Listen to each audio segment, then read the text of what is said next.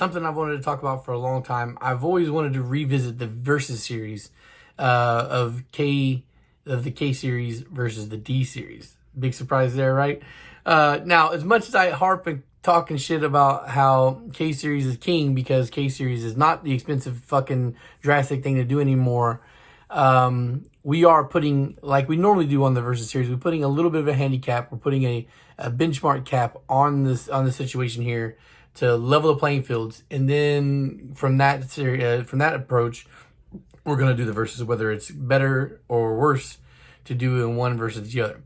So the benchmark here is 500 wheel horsepower.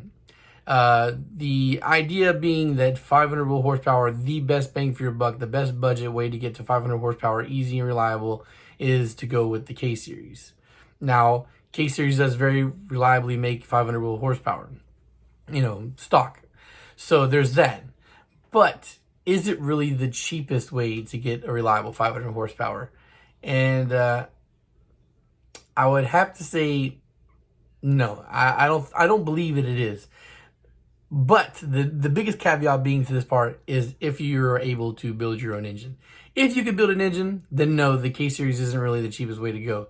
Because if you nitpick and you look at prices, the single cam really does, get it there pretty handily, pretty cheaply, right? You can buy, again, that does depend on a little bit where you live. I buy single cam engines for $100, right? Now, if you're at a junkyard, you could get an engine for $300 to $350. So you can still buy a single cam for less than $500, right? And the same goes for the transmission. I buy transmissions for like $50 to $100, depending on if I'm in a pinch or not. There are a lot of times there are giveaways, people giving to me with shit, and $50 is the bargain bin. So my price, $150 for engine trans, right? And also, the biggest fucking advantage you have is that if you're buying a single cam car, which are the prevalent car to buy, then you've already got a swap and you're not looking to buy a separate engine and transmission. You already have one. All right. So then it comes to the part where it comes to whether you can build your own block or not. Now, you can buy pistons and rods as low as $300. I've used CX Racing rods to success on a single cam.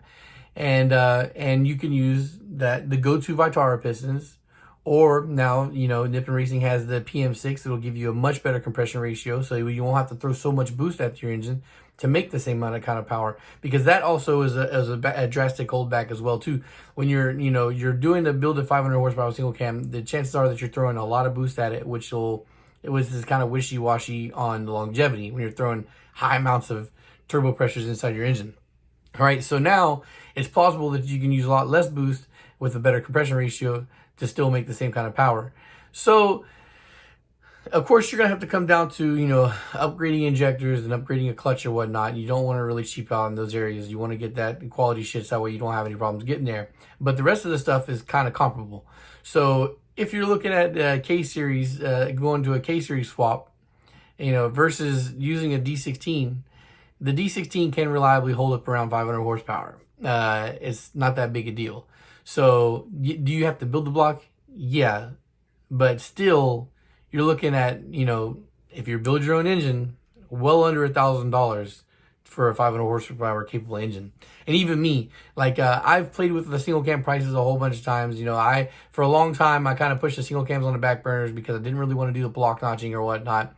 But I'm okay doing it. It's whatever. If the demand is there, if people want single cam, it would be stupid for me to overinflate the price, to price myself out of selling them when I have so many so readily available, and I have so many right now on hand. I've got plenty of D16 cranks on hand. So even if I went out to buy a blown single cam for $50, I've got plenty of D16 cranks that are healthy and ready to use. So I think last time I checked, I think like $1,300 or $1,350 is my price for a single cam short block, a built single cam short block. So if I sell a piston and rod K series for $1,500, that's usually an NA block. No, that is an NA block. That's a Nippon Racing high compression, Nippon Racing piston high compression piston with forged rods for $1,500. It'll still make you around 300 horsepower versus $1,300 for a single cam short block that with a stock head, a stock VTEC head, will make you 500 horsepower. So yeah, I think it might be controversial for people or whatnot.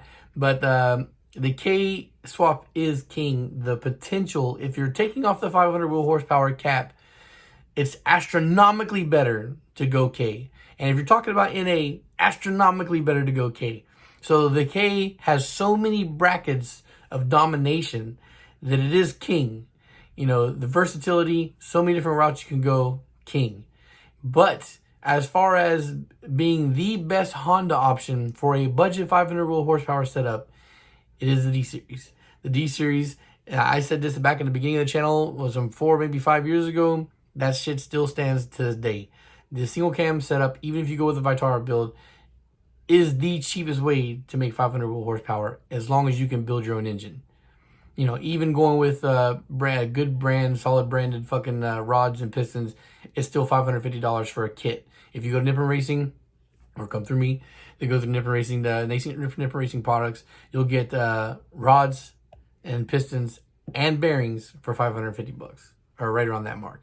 So yeah, that's kind of hard to beat when the cost of the overall swap is so low, especially if you already have a single cam in your car. So if you already have a single cam in your car, you're spending $100 on studs, on head studs, and you're spending $550 for bearings, pistons, and rods.